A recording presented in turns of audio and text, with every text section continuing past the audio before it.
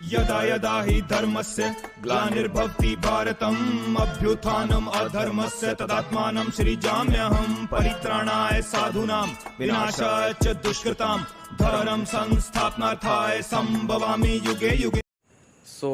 आप सभी को याद होगा कि 2 साल पहले किस तरीके से हम सभी या फिर मैक्सिमम लोग इंडिया के म्यूज़िशियंस बन गए थे और नए नए तरीके की इंस्ट्रूमेंट्स ट्राई कर रहे थे। हम उनको बजा बजा के पूरे इंडिया में शोर मचा रखे थे कुछ ऑथोरिटेरियन फोर्सेस के इंस्पिरेशन और मैनिपुलेशन में आकर।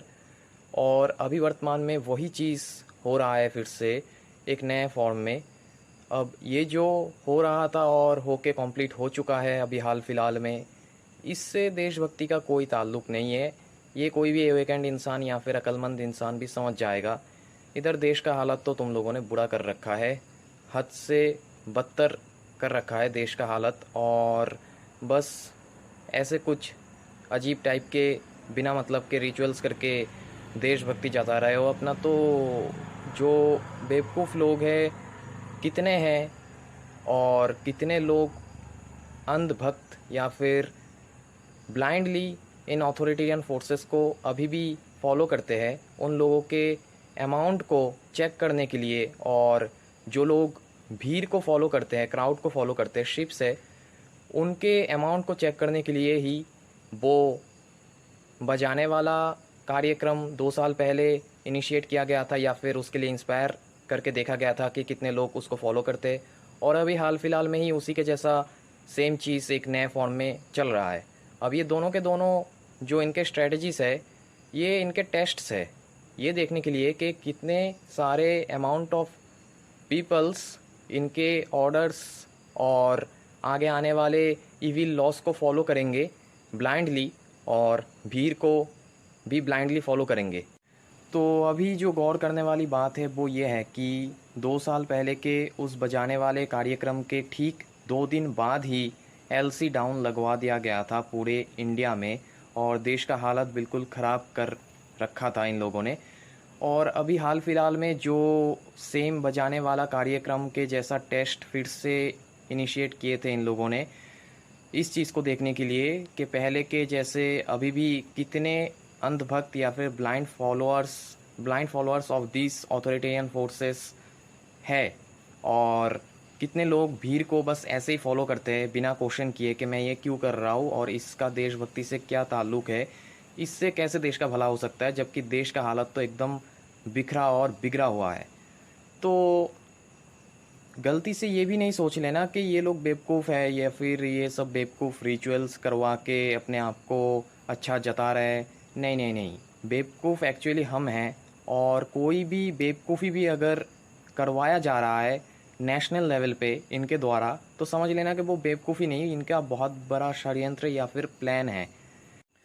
और 2 साल पहले के उस टेस्ट में इन लोगों को जब बहुत ही अच्छा रिज़ल्ट मिला था, that is more than sufficient number of ships उनको उस टेस्ट के रिज़ल्ट में मिले थे, उसके ठीक 2 दिन बाद ही इन लोगों ने अपना इविल प्लान्स और स्ट्रेटजीज़ इम्प्लीमेंट कर दिए। पूरे देश में एलसी डाउन लगवा दिया, पूरा देश का हालत ख़राब कर रखा था। और ठीक उसी टेस्ट के जैसा ही अभी वर्तमान में सेम टेस्ट एक नए फॉर्म में, एक नए रूप में इन लोगों ने जैसे आजमाया है। और आप सभी को इतना तो पता चल गया होगा अभी इस टेस्ट के कॉम्प्लीशन के बाद कि इस टेस्ट में भी उनको पहले के जैसे ही सफिशिएंट नंबर ऑफ शिप्स मिल चुके हैं एज ए रिज़ल्ट।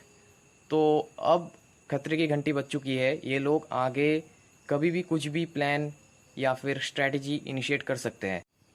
और ठीक इसी चीज़ के रिगार्डिंग सबको प्रिपेयर होने को बताने के लिए मैंने वो रिसेंट वीडियो जिसका टाइटल मैंने रखा था प्रिपरेशन फॉर 2022 एंडिंग फेज, वो वीडियो मैंने इसीलिए बनाया था। और उस वीडियो में मैंने यही चीज़ कहा था कि 2022 दैट इज़ ये जो साल अभी चल रहा है, ये पुराने 2 साल के जैसा बिल्कुल भी नहीं चल रहा है। मतलब पिछले 2 साल में हमने ये देखे थे कि डिसेप्शन और जो भी तबाही दुनिया में ये लोग मचा रखे थे वो 2020 और 2021 के फर्स्ट फेज़ में था। और लास्ट फेज़ जो था, दोनों साल शांति में बीता, थोड़ा राहत मिला था हम सबको।